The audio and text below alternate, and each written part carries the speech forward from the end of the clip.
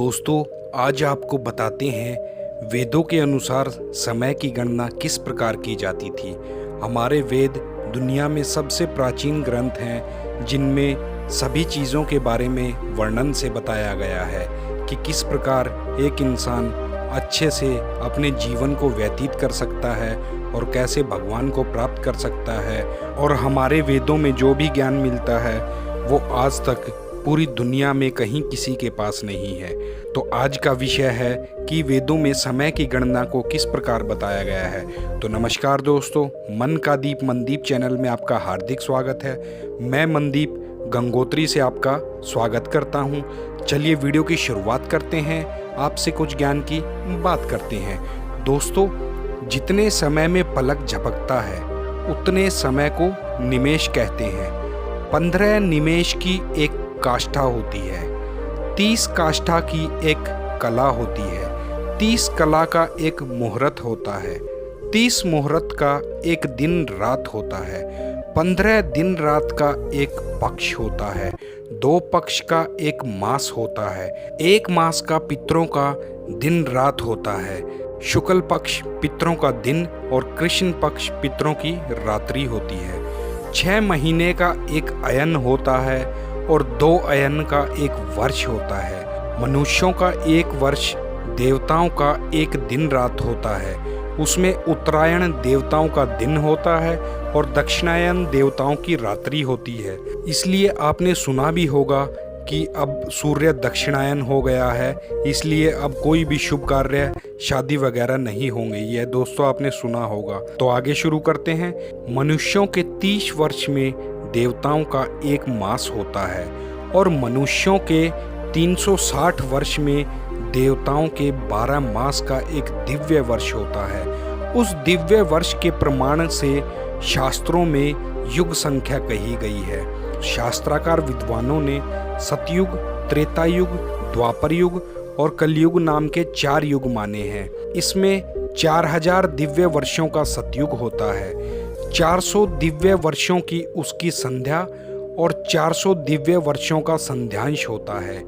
युग के प्रथम भाग में संध्या और अंत में संध्यांश होता है, परंतु सतयुग के बिना दूसरे युगों के संध्या और संध्यांश का एक एक पाद कम हो जाता है। इस प्रकार चारों युग संध्या और संध्यांशों सहित 12000 दिव्य वर्ष होते हैं। चारों युगों की संख्या मिलकर 12000 दिव्य वर्ष की एक चतुर्युगी बनती है। 1000 चतुर्युगी का एक कल्प कहलाता है। इस हिसाब से एक चतुर्युगी में देवताओं के 12000 दिव्य वर्ष होते हैं और मनुष्यों के 43,20,000 मानवीय वर्ष होते हैं। और ऐसी 71 चतुर्युगियों का एक मनवंतर होता है। एक कल्प में 14 मनवंतर या मनु होते हैं। इस प्रकार हजारों मनवंतर और कल्प बीत गए हैं, उन्हें कोई नहीं जान सकता, न उनकी संख्या हो सकती। एक कल्प में ब्रह्मा का एक दिन होता है और उतनी ही बड़ी रात्रि होती है।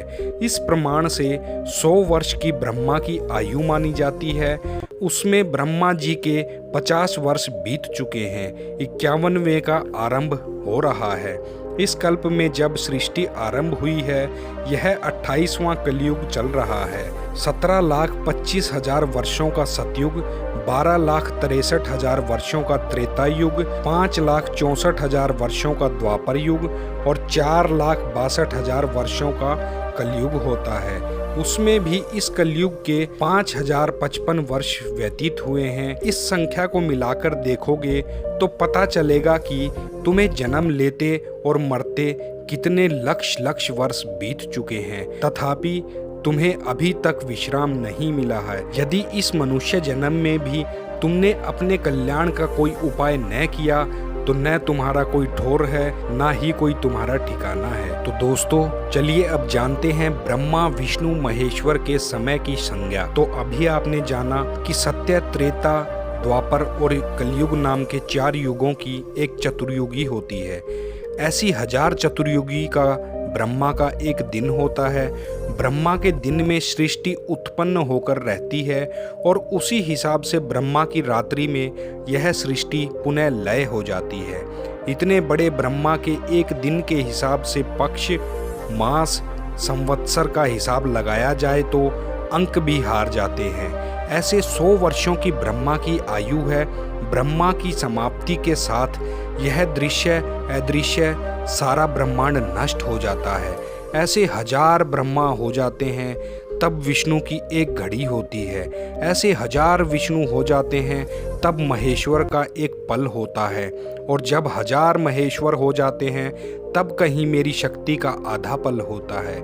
इसी कालक्रम से ब्रह्मा विष्णु महेश्वर आदि सभी चले जाएंगे, क्योंकि काल का भय मात्र मनुष्यों को ही है ऐसा नहीं है, किंतु लोक कल्पजीवी लोकपाल और बड़ी लंबी आयु वाले ब्रह्मा को भी मुझ काल रूप से मृत्यु का भय है। ब्रह्मा विष्णु महेश्वर और महाशक्ति की आयु के हिसाब से मनुष्यों की आयु तो नामात्र भी नहीं गिनी जा सकती। इसके बाद भी मनुष्य अपने को ना जाने क्या समझता है। तो दोस्तों, ये थी आज की ज्ञान की बात, और साथ ही साथ चैनल को कृपया सब्सक्राइब कर दें। आपके सब्सक्राइब करने से मुझे मोटिवेशन मिलता है ताकि मैं नई नई वीडियो और नई नई जानकारी आपके लिए ला सकूं। दोस्तों, मौज लो, रोज लो, ना मिले तो खोज लो। आप सभी का दिल से धन्यवाद।